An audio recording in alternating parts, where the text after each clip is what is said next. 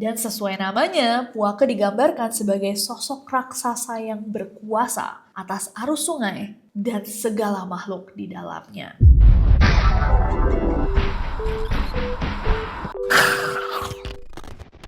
Hey guys, it's Nessie and welcome back to Neror.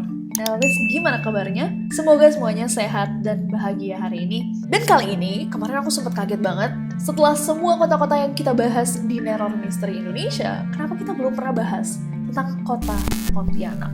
Namanya sendiri terinspirasi dari salah satu hantu paling ternama di Indonesia. Kok bisa? Langsung aja malam ini kita akan menjelajahi lorong-lorong misteri dari kota Kuntilanak, Pontianak, Kalimantan Barat.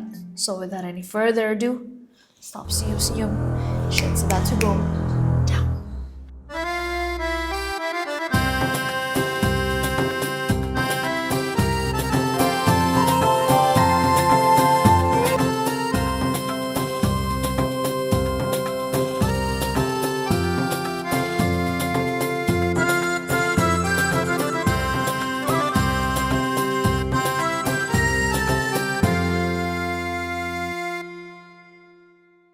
Kalimantan Barat adalah salah satu dari 5 provinsi yang ada di Pulau Kalimantan dan beribu kotakan kota Pontianak. Kalimantan Barat sendiri itu luasnya mencapai 147.307 km square. Nah, wilayah Kalimantan Barat itu guys dulunya adalah wilayah hutan hujan tropis dan memiliki sejarah yang sangat-sangat kaya. Menjadi rumah bagi banyak kerajaan-kerajaan seperti Kerajaan Tanjung Pura, Kesultanan Sambas, Kesultanan Pontianak, Kesultanan Mempawah, serta Kesultanan Landak dan Kesultanan Sukadana yang menggabungkan adat Dayak dan agama Islam. Sebelum dilakukannya pemekaran wilayah di era modern ini, 5 suku bangsa terbesar di Kalimantan Barat adalah suku Dayak, Melayu, Tionghoa, Jawa, dan Bugis. Kalimantan Barat memiliki 12 kabupaten dan 2 kota, dan salah satu dari kotanya adalah kota Pontianak. Dan seperti daerah-daerah yang kita sudah bahas nih di Neror-Neror sebelumnya, karena memang ini pembahasan untuk Neror, banyak juga kepercayaan dan juga cerita mistis yang menjadi bagian dari budaya turun-menurun yang kaya di Kalimantan Barat.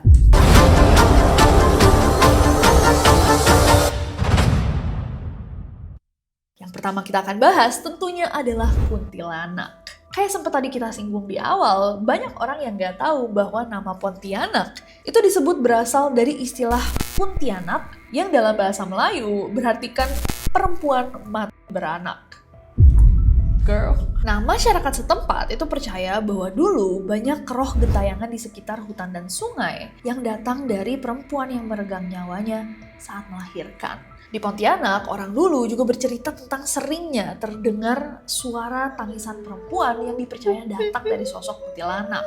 Walaupun ada versi lain juga yang mengatakan bahwa suara kuntilanak yang sering terdengar itu bukanlah suara hantu, melainkan tipu muslihat dari sekelompok perampok yang bersembunyi dalam hutan untuk menakut-nakuti warga agar tidak mendekat. Menurut catatan dari DPP KBP PPA Pontianak, asal-usul nama dari kota ini itu datang dari gangguan makhluk halus yang dialami sama Sultan Syarif Abdurrahman Al-Qadri, pendiri sekaligus sultan pertama dari Kesultanan Pontianak. Nah, Sultan Syarif Abdurrahman sendiri itu lahir di 1729 Masehi, putra dari Al-Habib Husin, seorang penyebar ajaran Islam dari Arab. Nah, katanya nih guys, saat pertama kali datang ke wilayah yang sekarang disebut Pontianak, beliau ini sering diganggu sama sosok hantu perempuan yang dipercaya sosoknya menyerupai hantu kuntilanak. Dikatakan bahwa sosok ini sering menampakkan dirinya dan menakuti sang sultan dan juga orang-orang lain yang melintasi sungai. Mulai dari suara tangisan yang melengking panjang,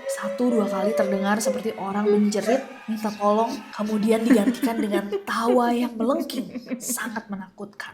Dan untuk mengusir gangguan tersebut, dikatakan guys bahwa sang sultan itu melemparkan atau melepaskan atau melontarkan meriam ke arah hutan. Konon setelah suara meriam yang menggelegar itu terdengar, hantu-hantu kuntilanak itu ketakutan dan pergi dari hutan.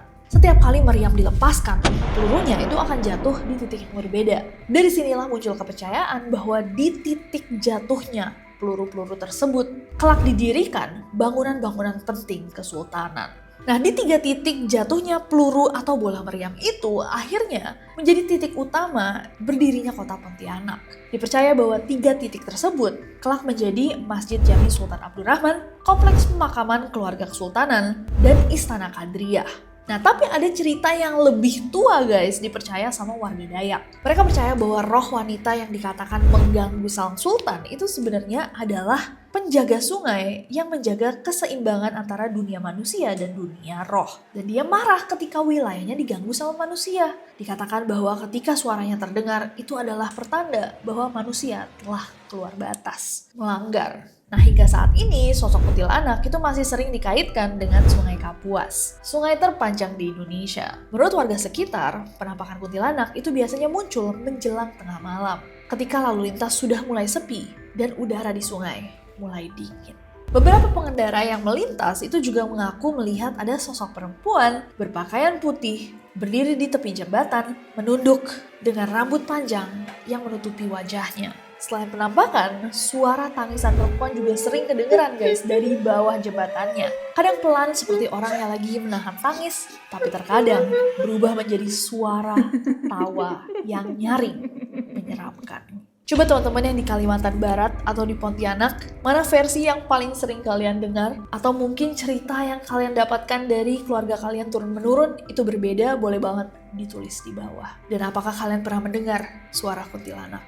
Next ada Puake. Selain kuntilanak, Sungai Kapuas yang merupakan sungai terpanjang di Indonesia yang tadi kita bilang, itu juga memiliki kepercayaan akan makhluk-makhluk lainnya guys. Salah satunya adalah Puake. Namanya berasal dari bahasa Melayu yang berartikan besar atau raksasa. Dan sesuai namanya, Puake digambarkan sebagai sosok raksasa yang berkuasa atas arus sungai dan segala makhluk di dalamnya. Nah, cerita tentang Puake yang paling terkenal itu datang dari tahun 1994. Ada beberapa anak nih guys, hilang di Sungai Kapuas. Anak-anak tersebut tadinya lagi main-main, pakai pelampung pula, tapi tiba-tiba muncul gelombang besar yang menghanyutkan mereka semua. Nah, warga sekitar itu percaya bahwa gelombang besar tersebut itu bukanlah sesuatu yang alami, alias gelombang yang dibuat sama Puake karena dia marah wilayahnya diganggu. Wujud Puake sendiri nggak ada yang pernah menggambarkan secara pasti. Ada yang bilang bahwa ia seperti ular merah yang bertanduk seperti naga dengan kepala di hulu dan ekor di muara. Wah, besar banget berarti ya. Ada juga yang percaya bahwa Puake tuh sukanya menjelma menjadi buaya putih bernama Sarasa dan biasanya muncul menjelang peristiwa besar kayak misalkan ada pernikahan atau malam takbir.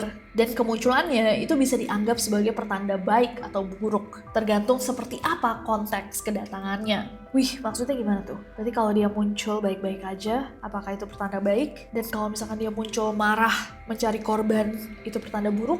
Atau gimana guys? Sulit nih cari penjelasannya online. Mungkin ada teman-teman teroris yang bisa jawab. Komen di bawah. Dan dibuktikan saya sendiri bahwa Puake adalah sosok naga.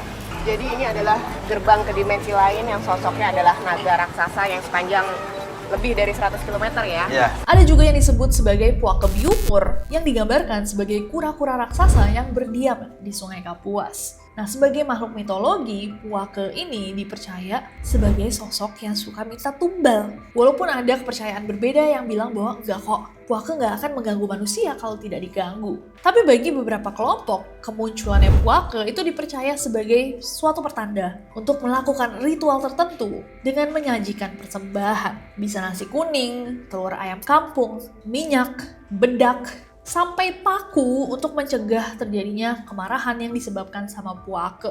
Tapi kebanyakan percaya bahwa selama manusia tahu batas, tidak bertingkah sombong, Puake hanya akan mengawasi dari dalam Sungai Kapuas. Wow. Kepala di hulu, ekor di muara tuh somewhat puitis banget ya. I don't know, what do you guys think? Next ada hantu jukung.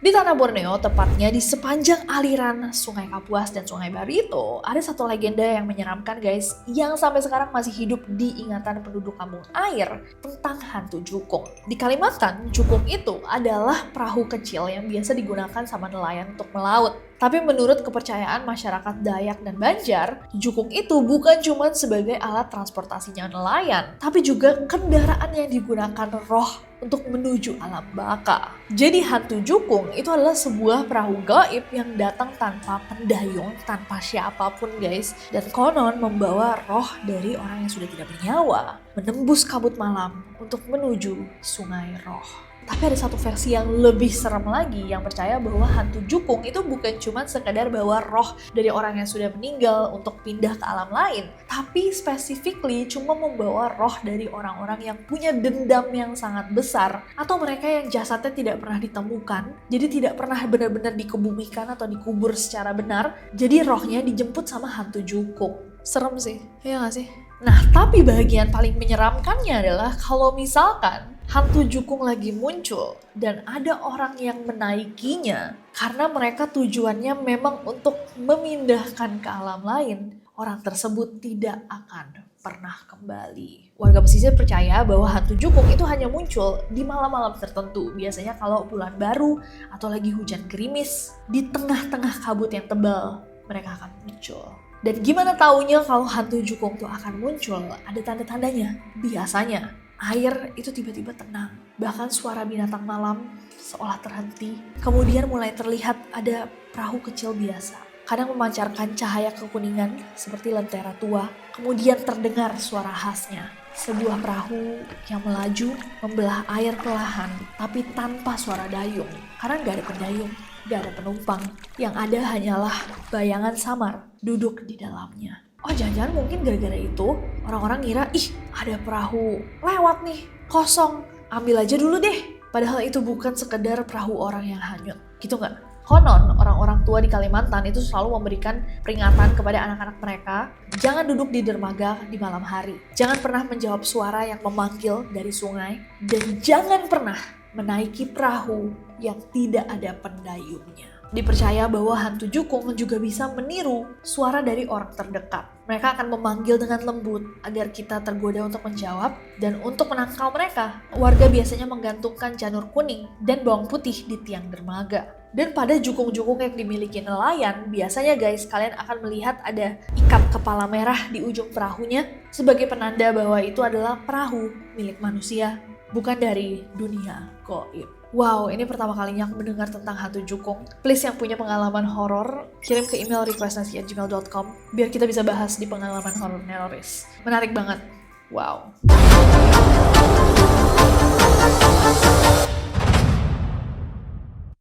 Kalau barusan kita bahas makhluk-makhluknya, sekarang kita bahas tempat-tempat yang dipercaya merupakan tempat mistis atau angker di Kalimantan Barat. Dimulai dengan hutan Paloh. Salah satu hutan yang terkenal banget guys di Kalimantan Barat adalah hutan Paloh. Terletak di Desa Paloh, Kabupaten Sambas, Kalimantan Barat. Nah, hutan Paloh itu juga menjadi habitat dari berbagai flora dan fauna yang memiliki peran penting banget untuk ekosistem setempat. Pesonanya yang dihuni dengan pohon-pohon yang menjulang tinggi juga dikaitkan dengan hal-hal mistis.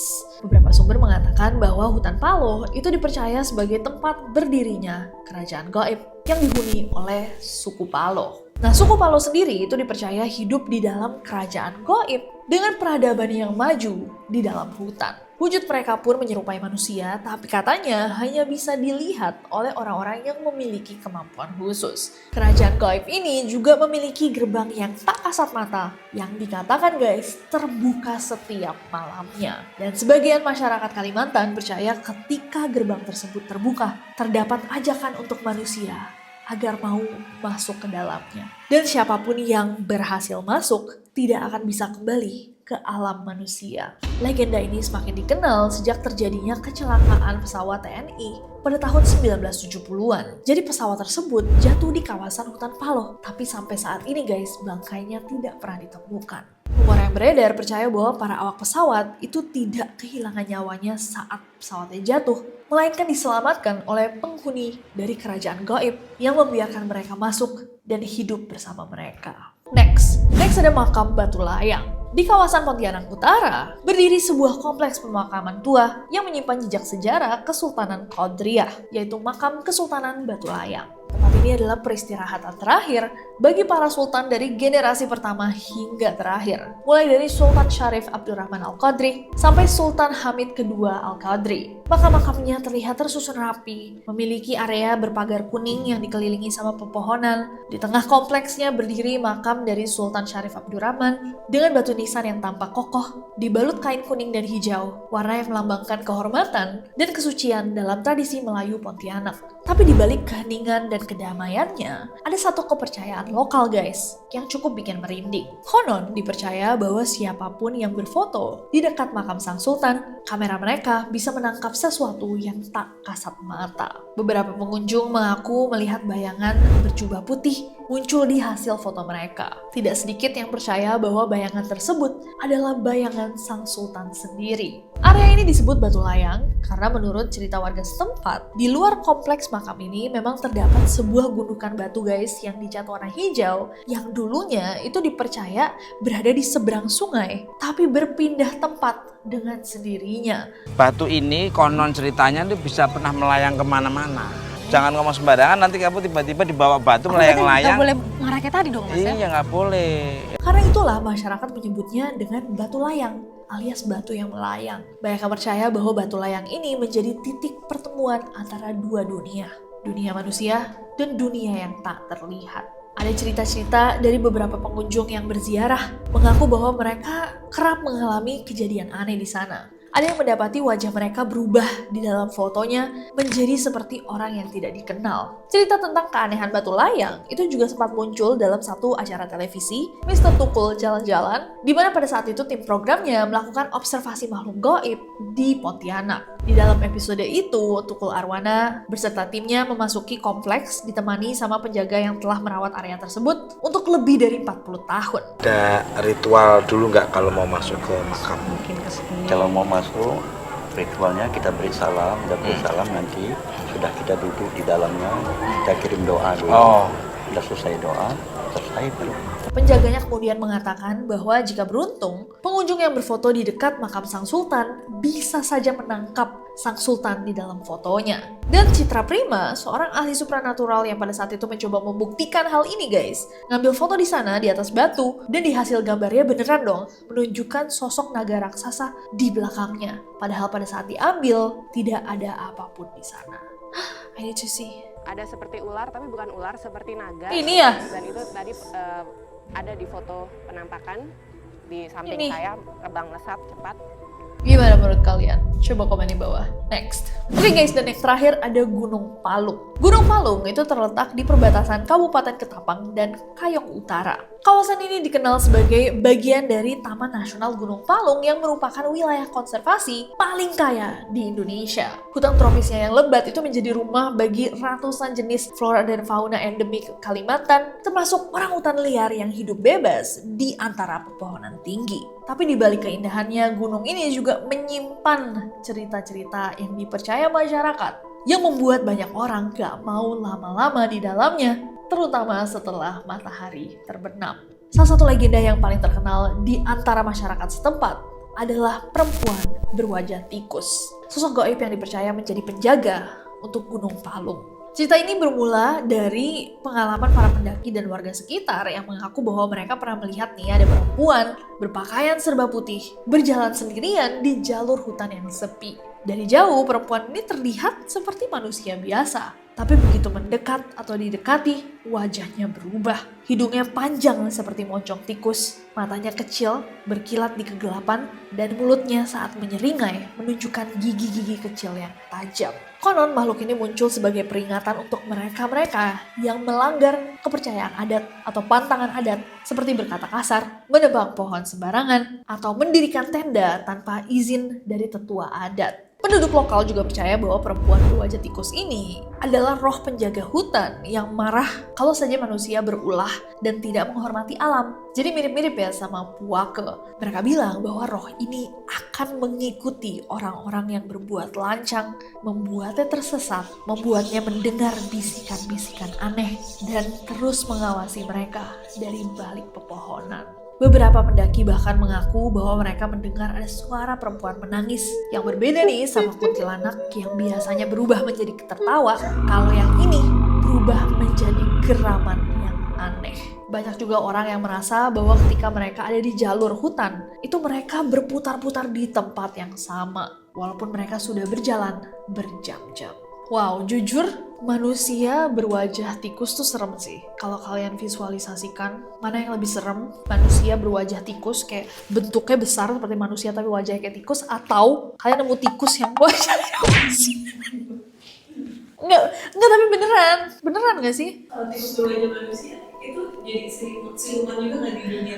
Nah, tuh kan, ternyata tikus berwajah manusia itu hantunya dunia tikus. Lebih aneh.